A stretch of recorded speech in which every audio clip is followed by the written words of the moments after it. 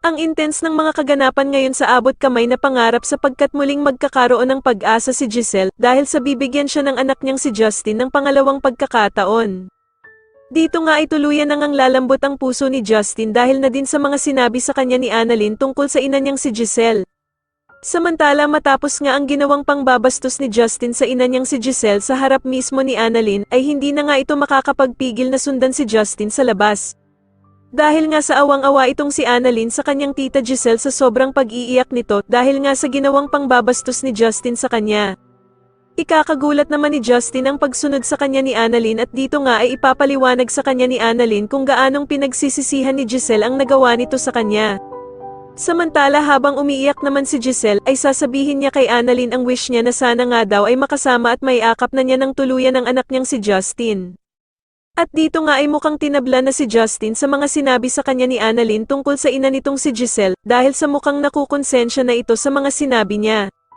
Kaya naman ay tatanungin siya ng ama niyang si Eric kung bakit ito umiiyak at kung lumalambot na daw ba ang puso nito sa ina niyang si Giselle. At dito nga ay mapapatungo na lamang si Justin dahil sa talaga namang mahal pa niya ang ina niyang si Giselle. Sa kabilang banda naman dahil nga sa pagkahuli ni Lynette sa pagtawag ni Zoe kay Doc Carlos ay ikwakwento niya ito kila Diyosa at Aling Susan. Kaya naman ay agad na pagsasabihan ni Aling Susan si Lynette na bakit daw tatawag si Zoe sa asawa niyang si Doc Carlos samantalang hindi naman nga daw sila magkaano-ano. At dito nga ay dadagdag pa si Diyosa na sa dinami-dami nga daw ng pwedeng tawagan ni Zoe ay bakit si Doc Carlos pa ang palaging pinipili nitong tawagan.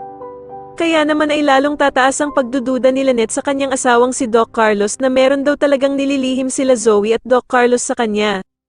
Sa tingin niyo tuluyan na nga kayang lumambat ang puso ni Justin at mapatawad na niya ang ina niyang si Giselle, mas lalo na nga talagang nagiging exciting ang mga susunod na kaganapan kaya naman ay mas lalo pa nating abangan ang mas lalong gumigandang abot kamay na pangarap. Maraming salamat po sa inyong panonood at sana po ay masubscribe niyo ako. Maraming salamat po.